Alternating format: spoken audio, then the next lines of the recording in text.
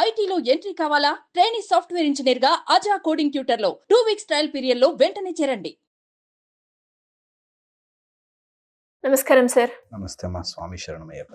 కొన్ని సందర్భాల్లో మనకి ఎలా రియాక్ట్ అవ్వాలో అర్థం కాక మన కోపాన్ని చూపించడం, దానివల్ల మాటలు జారడం అండ్ ఆ శత్రుత్వం కావచ్చు, ఇవన్నీ మనకి వచ్చే కాన్సిక్వెన్స్లో ఇవన్నీ మనకి హామీ జరుగుతాయి తప్ప దాన్ని మనకి ఒక మంచి రిలేషన్షిప్ లేదంటే ఆ సిచ్యువేషన్ని ఎలా హ్యాండిల్ చేయాలో ఇవి మనకి నేర్పవు. కానీ ఎప్పుడైతే మనం ఆ సిచ్యువేషన్ని ఇక్కడ నేను రియాక్ట్ అవ్వాలా, ఇక్కడ నేను రెస్పాండ్ అవ్వాలా అన్నది కనుక మనకి తెలిస్తే ఆ సిచ్యువేషన్ని హ్యాండిల్ చేయడం అండ్ చాలా స్మూత్ వేలో దాన్ని తీసుకెళ్లే విధానం మనకి తెలుస్తుంది. అంటే ఎలా ఐడెంటిఫై చేయాలి సార్ ఒక సిచ్యువేషన్ని ఇక్కడ నేను రెస్పాండ్ అవ్వాలా, రియాక్ట్ అవ్వాలా అనేది? చాలా చాలా బేసిక్ అండ్ ఇంపార్టెంట్ పాయింట్ ఇది. ఓకే, మనిషికి జంతువుకి ఉన్న తేడా ఈజ్ రియాక్షన్ అండ్ రెస్పాండ్. విచక్షణ అంటారు. అంటే ఈ టైంలో నేను ఇక్కడ ఏం చేస్తే బాగుంటుంది ఈజ్ విచక్షణ. అలాగే ఒక కుక్క బిస్కెట్ వేయగానే ఒకలా రియాక్ట్ అవుతుంది. ఓకే, అది ఇంకా అలాగే రియాక్ట్ అవుతుంది. ఓకే, లేకపోతే దానికి ఒక పర్సీవ్డ్ ఫీలింగ్ ఉండి నువ్వు రాయి కొడితే ఓ అని అరుస్తుంది. ఒక కుక్క ఒకలాగా బిహేవ్ చేస్తుంది అని మనకు తెలుసు. మనిషిని కూడా అలాగా ఒక జంతువులాగా బిహేవ్ చేయడం, సడన్గా మన కంట్రోల్లో లేకుండా అలా బిహేవ్ చేయడం అన్నది మనిషి తత్వం నుంచి కిందకి పడిపోయినట్టు, జంతువు స్వభావంలోకి వెళ్ళిపోయినట్టు. మనిషి జంతువుగా మారకుండా, ఒక కారు వెళ్తుందంటే కుక్క అని వెంట పడుతుంది అని, మనిషి అలాగా నాకు అన్కంట్రోల్డ్గా అది అంతేనండి అని, నేను కారు వెళ్తుంటే కుక్క వెనక పరిగెట్టిందంటే అదంతే, దాని బ్రతుకు అంతే, అట్లా ఉంటుంది కదా.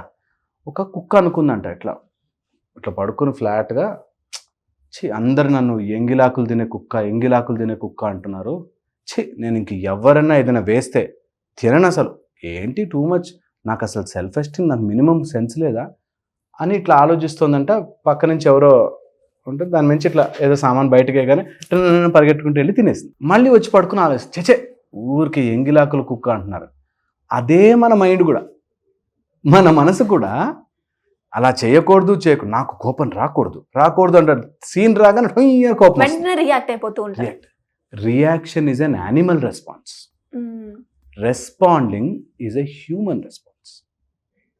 ఒక సిచ్యువేషన్ని చూసి దాన్ని ఎలా డీల్ చేయాలి అని ఆలోచించుకునే శక్తి మనిషికి ఉంటుంది.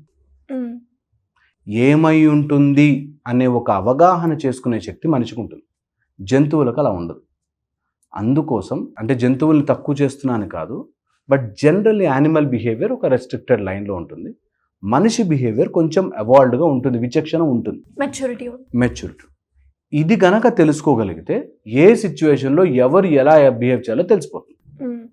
సో ఒకవేళ గనక ఇంట్లో ఉండి తల్లి తండ్రి ఇట్లాంటి వాటిలో రిలేషన్షిప్స్లో ఉంటే నీ విచక్షణ ఏం పని చేయాలంటే, నాకు రిలేషన్షిప్ ఇంపార్టెంటా, నాకు ఈ గొడవ ఇంపార్టెంటా. ఎప్పుడూ కూడా చిన్న చిన్న ఫైట్స్కి మనము దిగబడిపోయి ఫైట్ చేసేస్తూ ఉంటే ఎప్పటికీ ఆ రిలేషన్షిప్ అంటుకున్నట్టే ఉంటుంది. It is never full. అందుకని టూ మచ్గా ఒక చిన్న విషయాలకి వాటికి రియాక్ట్ అవ్వకూడదు. మనం we should respond to it. ఒకవేళ ఏమైనా సతాయించేవాళ్ళు, డిస్టర్బ్ చేసేవాళ్ళు, ఇరిటేట్ చేసేవాళ్ళు ఉంటారు, వాళ్ళకి తగ్గట్టుగా మనం బిహేవ్ చేయగలగాలి. ఎప్పుడైతే వాళ్ళ క్యారెక్టరైజేషన్ అర్థం చేసుకుంటామో మనం రెస్పాండ్ అవుతాం. సపోజ్ ఒక ముళ్ళ చెట్టు ఉందనుకో, దాని మీద ఏదైనా డ్రెస్ పడితే we know how to take it. దాని క్యారెక్టర్ ముళ్ళు, సో మనకి తెలుసు ఎలా బిహేవ్ చేయాలి. ఓకే, అలాగే అండ్ వాళ్ళ క్యారెక్టర్ మారాలని కూడా కోరుకోం. ముళ్ళ చెట్టు మంచిగా స్వీట్ చెట్టు అయిపోవాలని ఎప్పుడు అనుకోం, అది ముళ్ళ చెట్టే, మనకు తెలుసు, వీ హ్యావ్ యాక్సెప్టెడ్ ఇట్. అలాగే కొంతమంది అలా ముళ్ళతో ఉంటారు, వాళ్ళ శరీరము ముళ్ళతోనూ కుళ్ళుతోనూ ఉంటారు. వాళ్ళు ఇతరులని బ్లేమ్ చేస్తూనో, గొడవ పడుతూనో, తిడుతూనో ఎంతసేపు అలాగే ఉంటారు. అలాంటి వాళ్ళ దగ్గర ఎలా బిహేవ్ చేయాలో మనకు రావాలి. అలాంటి వాళ్ళు ఒకవేళ అలాంటి వాళ్ళు బిహేవ్ చేస్తుంటే వాళ్ళకు కూడా తెలిసి ఉండాలి, నేను ముళ్ళ చెట్టులా బిహేవ్ చేస్తున్నానా, నేను ఇంత మనుషులకు ఇంత చేదుగా ఉంటున్నానా అని వాళ్ళు కూడా అర్థం చేసుకోవాలి. ఇది చాలా చాలా ఇంపార్టెంట్. సో ఎప్పుడైతే మనం విచక్షణతో ఆలోచిస్తామో, సిచ్యువేషన్ ఆలోచిస్తాం, మనిషిని కాదు. ఆ మనిషి ఎలాంటి పరిస్థితిలో ఉండి అలా మాట్లాడాడు గొడవలు చెప్తే, ఆర్ అలా ఎందుకు చేస్తున్నాడు, ఆర్ అలాంటి చేయడం ద్వారా వాళ్ళకి ఏమొస్తుంది, ఇలాంటి అనాలిసిస్ చేసుకోవడం ఈజీ అవుతుంది. ఆఫీస్లో ఏమన్నా సతాయిస్తున్నారు అనుకుందాం ఫర్ ఎగ్జాంపుల్, ఎందుకు అలా చేస్తుండొచ్చు, వాడి ప్రమోషన్ పోతుందనా, లేకపోతే వాడికి ఒక సాడిస్టిక్ ఆనందం ఉందా, అట్లా ఇరికిస్తూ ఉంటే సాడిస్టిక్ ఆనందం ఉందా, నీ ప్రాజెక్ట్ వాడు కొట్టేస్తే వాడికి ఎక్కువ డబ్బులు వస్తాయా, సమ్ పర్పస్ ఉంటుంది. పర్పస్ లేకుండా కొంతమంది సిల్లీగా చేస్తుంటారు. వాళ్ళని ఒకలా డీల్ చేయొచ్చు. వాళ్ళకి గట్టిగా చెప్పి నువ్వు ఇట్లా చేయకు, ఇలా చేస్తే నాకు నచ్చదు అని చెప్పడం ఈజీ. పర్పస్ ఉన్న వాడితో చేయడం చాలా కష్టం. ఎందుకంటే వాడిని నువ్వు దెబ్బ కొట్టి నువ్వు ఆ దెబ్బలో బాధపడుతూ ఉంటే ఆనందపడతారు. ఓకే, అందుకని విచక్షణతో ఎవరితో ఎలా బిహేవ్ చేయాలి. ఒకవేళ వీళ్ళ మీద నువ్వు జాలి చూపించినా, వాళ్ళ మీద నువ్వు తెలివిగా బిహేవ్ చేద్దాం అనుకున్నా నీకే నష్టం అవుతుంది. మళ్ళీ తిరిగి తిరిగి ఆ గొడవలో మనమే చెడ్డవాళ్ళం అవుతాం. ఇది రియాలిటీ. అందుకని ఒక టైప్ ఆఫ్ ఒక స్టెప్ బ్యాక్ చేసి ఈ సిచ్యువేషన్ నేను ఎలా డీల్ చేయొచ్చు అన్నది కనుక మనం ప్లాన్ చేసుకోగలిగితే చాలా మటుకు అనవసరంగా రియాక్ట్ అవుతున్నా ఇక్కడ రెస్పాండ్ అవ్వచ్చు అని తెలుస్తుంది. ఇది మెల్లగా శరీరంలో తెచ్చుకోవాలి. చాలామంది చిన్న చిన్న వాటికి, రోడ్ మీద చిన్న చిన్న ఇష్యూస్కి, లేకపోతే ఇంట్లో వైఫ్ మీద, పిల్లల మీద, అమ్మా నాన్న మీద ఊరికే అరిచేస్తారు. వీళ్ళు అక్కడి నుంచి ప్రాక్టీస్ చేయాలి. I will not talk, I will not react so quickly, I will not behave like this. Reaction అనగానే సినిమాల్లో చూపించినట్టు ఇట్లా ఆగిపోయి కరెంట్ ఎక్కడుంది, లోపల ఉంది, అలా అవసరం లేదు. Some things you don't have to over act. కొన్ని విషయాలు మరీ అయ్యో నా అలా జరిగిందా ఇలా అంత సీన్ లేదు. నువ్వు ఎంత ఇలా అన్నా అక్కడ జరిగేదే జరుగుతుంది అన్నది bigger picture you should learn. ఎప్పుడైతే ఆ బిగ్గర్ పిక్చర్ విజన్ వస్తుందో లైఫ్లో, you will only respond, not react. Okay, అంటే సిచ్యువేషన్ అర్థం చేసుకోవడం, సిచ్యువేషన్ చాలా దగ్గరగా అర్థం చేసుకోవాలి. ఈ అర్థం చేసుకోవడానికి మనం చాలా ఈజీ సిచ్యువేషన్ అర్థం చేసుకోవడం, హై లెవెల్కి వెళ్ళి చూడాలి. పెద్ద సమస్య నీ ముందుకు వచ్చింది, అది ఏ సమస్య, సురస అని పెద్ద లాంటి తినేస్తా అని హనుమాన్ దగ్గరికి వచ్చింది. హనుమాన్ ఇట్లా పెట్టి నన్ను తింటావా అని అని ఎదిగాడు. ఎప్పుడైతే హనుమాన్ ఎదిగాడో అది చిన్నగా అనిపించింది. ఓకే, నీ సమస్యని నువ్వు ఎదిగితే ప్రాబ్లం చిన్నగా అనిపిస్తుంది. నువ్వు సమస్యను అమ్మ బాబు ఈ ప్రాబ్లం ఎలా సాల్వ్ అవుతుంది అనుకుంటే ఎప్పటికీ నువ్వు చిన్నగానే ఉంటుంది. అంటే కొన్నిసార్లు అర్థం కాదు కదా సార్, అక్కడ ఆగిపోతుంటాం. ఇప్పుడు నేను మాట్లాడాలా లేదంటే ఆగాలా అన్న సందర్భాలు వచ్చినప్పుడు సో ఇది అర్థం కాదు అర్థం చేసుకోవడానికి నువ్వు విల్లింగ్ లేవు. ఓకే, అర్థం చేసుకోగలిగితే నీకు ఆ ఆప్షన్ నీ బ్రెయిన్కి నువ్వు టైం ఆయన నన్ను ఎందుకు అనాలి, నేను ఎందుకు పడాలి అని వచ్చేస్తుంది వెంటనే. నువ్వు పడుతున్నావు అంటున్నావు, నన్ను నన్ను నన్ను అంటున్నావు కదా, ఒక్క నిమిషం బయటకు వచ్చి ఇదే సీన్ వేరే వాడే నీ ఫ్రెండ్, వీడు కాదు అని అనుకుందాం. వాడి సైడ్ వర్షన్ విను, వాడి సైడ్ కరెక్ట్ అనిపిస్తుంది. సో ఎప్పుడు ప్రాబ్లం అదే, అవతల వ్యక్తి తప్పు అనే నోషన్తో దిగినప్పుడు మనకి సమస్య ఎప్పుడు అలాగే ఉంటుంది. వెంటనే మనలోంచి ఒక క్యారెక్టర్ బయటకు వచ్చి ఈ న్యాయం ఏంటి ఇక్కడ, వాట్ ఈజ్ రైట్ అని వచ్చినప్పుడు నేనే కరెక్ట్ అని తగ్గి వాళ్ళ సైడ్ నుంచి వాళ్ళు కూడా కరెక్ట్ ఉండుండొచ్చు కదా, వాడు ఎందుకు అలా చేస్తున్నాడో కదా, లేదు వాడు నిజంగా తప్పు మ్యాడ్ అనుకో, నిజంగా అలా తప్పు వాడు నువ్వు చెప్పినా అర్థం కాదు కదా. If is decided to cheat you, నువ్వు చెప్పినా అర్థం కాదు, ఇంకా అరిచి ఫాయిదా ఏముంది కదా. సో అర్థం చేసుకోలేని వాడికి అరిచి నీ గొంతు నొప్పి, అర్థం చేసుకునేవాడికి అరిస్తే ఇంకా నువ్వు దూరం అయిపోతావు. మన ఎమోషన్స్తో ఎవరైనా ఆడుకుంటే నువ్వు ఆ ఎమోషన్కి సరెండర్ అవ్వకుండా ఎమోషన్కి పైకి ఎదిగి సిచ్యువేషన్ అర్థం చేసుకుంటే విచక్షణ, are you are having response than reaction. ఎమోషన్తో పని లేకుండా నాకు ఏదొస్తే అది నాకు అనిపించింది అనేస్తా, కోపం నన్ను ఇరిటేట్ చేస్తే మాత్రం అరిచేస్తా, అది గొప్పగా చెప్పుకుంటారు. That is foolishness. వాడిని ఇరిటేట్ చేయడానికే ఆ మాట అన్నాడు, నువ్వు ఇరిటేట్ అయిపోయావు, ఇంకేంటి వాడికి కావాల్సింది వచ్చింది కదా. ఎప్పుడైతే ఈ గేమ్లో ఇరుక్కుంటావో నువ్వు లైఫ్ టైం దొరికిపోయినట్టే. ఇప్పుడు ఒకడు నిన్ను గొడవ పడ్డానికి వచ్చాడు, నువ్వు గొడవ ఇచ్చావు, వాడికి కావాల్సింది ఇచ్చావు కదా, ఓడిపోయావు ఫైట్లో స్టార్టింగే.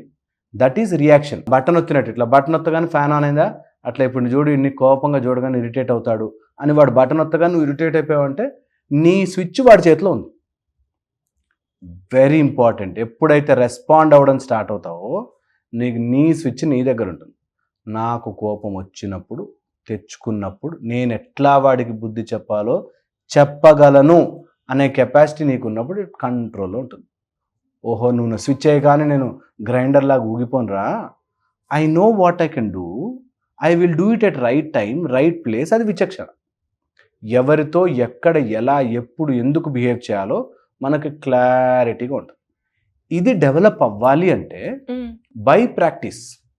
సిచ్యువేషన్స్ అట్లా వేడివేడిగా మరుగుతున్నప్పుడు మాట వేసి అనేసేసి నేను అనే కాకుండా అక్కడ ఇలా కంట్రోల్ ఉండాలి. ఏంట్రా వీడిని ఇంత పొడుస్తున్నా ఇంత అంటున్నా కూడా రియాక్ట్ అవ్వట్లేదు ఏంటి అన్నప్పుడే నీకు రెస్పాన్స్ వస్తుంది. అండ్ అలాని చేతగాని వాడిగా ఉండమని చెప్పట్లే, చేతగానిలాగా వేస్ట్ గాళ్ళలాగా నువ్వు ఏదన్నా మొద్దులాగా పడమని చెప్పట్లే. You will take everything, keep everything, modulated and put it back. అది రెస్పాన్స్. అండ్ ఆ రెస్పాన్స్ బికాజ్ మన రిలేషన్షిప్స్ గొడవలు వీటిలో మాట్లాడుతున్నాం కాబట్టి, కానీ స్పిరిచువల్ రెస్పాన్స్ కూడా అంతే. నీకు కొంచెం సేపు మెడిటేషన్ చేయగానే ఏదో అయినట్టు అనిపిస్తుంది. నాకు వచ్చేసింది, నాకు కలర్స్ వచ్చేసాయి, నాకు తెలిసిపోయింది, నాకు పూర్వజన్మ తెలిసిపోయింది, ఏమో చెప్తుంటారు. రియాక్టింగ్.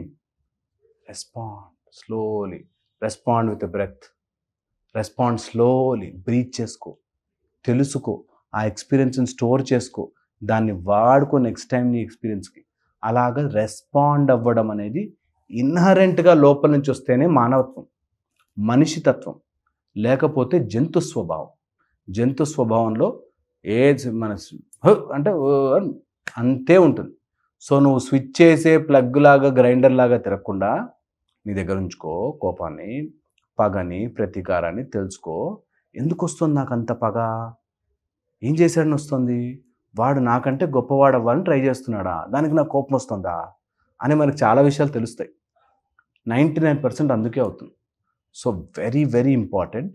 ఈ రియాక్షన్ రెస్పాండ్ని ఎప్పటికప్పుడు మాడ్యులేట్ చేసుకోవాలి. అన్నిటికీ రియాక్ట్ అయిపోయి కాఫీ కింద పడింది, నువ్వు కాఫీ కింద పడేసావా, వద్దు. Slow down. నీ హార్ట్ రేట్స్ స్లో డౌన్. మనకి స్పిరిచువాలిటీలో ఉండే ఒక గొప్ప విషయం ఏంటంటే వదులుకోవడం.